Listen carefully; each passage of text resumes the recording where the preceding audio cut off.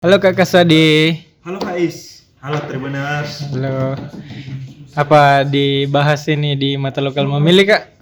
Nah, untuk di mata lokal memilih harian Tribun Timur di edisi 1-2 Desember akan hadir dengan judul Bawaslu Awasi tempat ibadah, khususnya di Luwu Timur ini.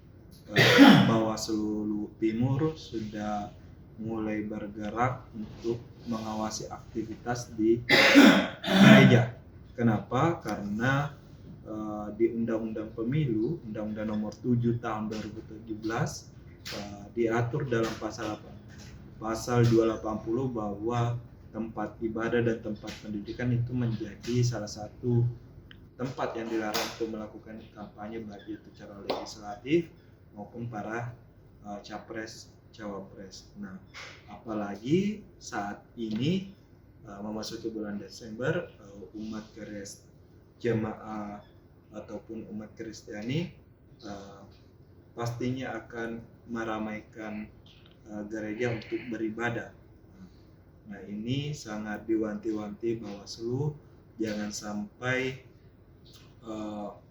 tempat ibadah dan gereja ini, khususnya gereja, dijadikan oleh tempat kampanye bagi para caleg ataupun tim pemenangan capres maupun cawapres. Dan jika memang nantinya ada yang melakukan hal tersebut, Bawaslu di Luwu Timur akan menindak tegas. Sanksinya itu tak tanggung-tanggung bahwa caleg ini bisa didiskualifikasi. Wish. Ini sangat tegas, jadi harus benar-benar diperhatikan.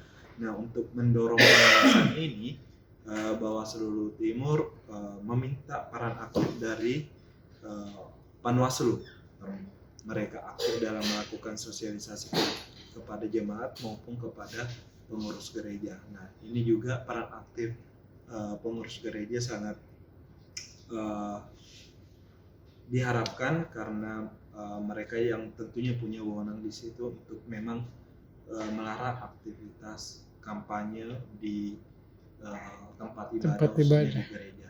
Nah, selain itu Bawaslu di Kabupaten Goa juga sekarang sudah bergerak, mereka mengawasi masa kampanye ini dengan sosialisasi ke sekolah. Mereka meminta agar tempat pendidikan khususnya sekolah jangan dijadikan sebagai tempat kampanye. Nah, karena sekolah ini memang bukan tempat kampanye, apalagi masih banyak bukan pemilih utamanya, karena pemilih kan sekarang ini berusia di 17 tahun, artinya mungkin Belum bisa Dika. kelas 2 atau 3 SMA lah. Kecuali tempat pendidikan yang dibolehkan itu adalah perguruan tinggi, universitas, karena itu kan sudah bisa memilih. sudah tahu. Oleh itu ini yang sangat diwanti-wanti oleh Bawaslu Goa. Selain itu di Kabupaten Pindrang ada dinamika terkait pengusulan nama PJ Bupati. Kita tahu bahwa sejumlah bupati pada masa pemilihan tahun 2019 kemarin akan berakhir masa jabatannya di akhir Desember. Iya. Ini dipercepat jabatannya ataupun dipangkas masa jabatannya, dan sekarang di DPRD Kabupaten Pindrang telah melaksanakan rapat untuk pengusulan 3 nama karena sebagai PJ Bupati, karena kita tahu di undang-undang juga jelas di regulasi diatur jelas bahwa DPRD mengusulkan 3 nama, kemudian Pemprov mengusulkan 3 nama, dan Kemendagri juga mengusulkan 3 nama. Dan dari 3 nama tersebut yang diusulkan oleh DPRD Pindrang ada Direktur Penanganan Konflik Tenurial dan Hutan Adat Kementerian Lingkungan Hidup Muhammad Said, kemudian Kadis Perikanan dan Kelautan Provinsi Sulsel Muhammad Ilyas, dan Kadis Perindak Provinsi Sulsel Ahmadi Akil.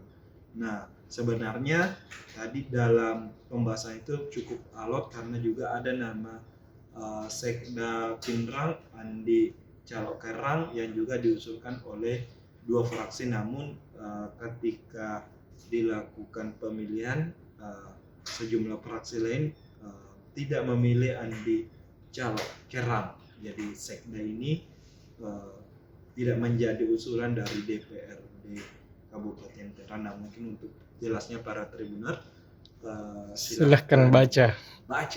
harian Tribun Timur edisi Sabtu 2 Desember. Begitu Faiz. Oke, makasih Kak. Oke.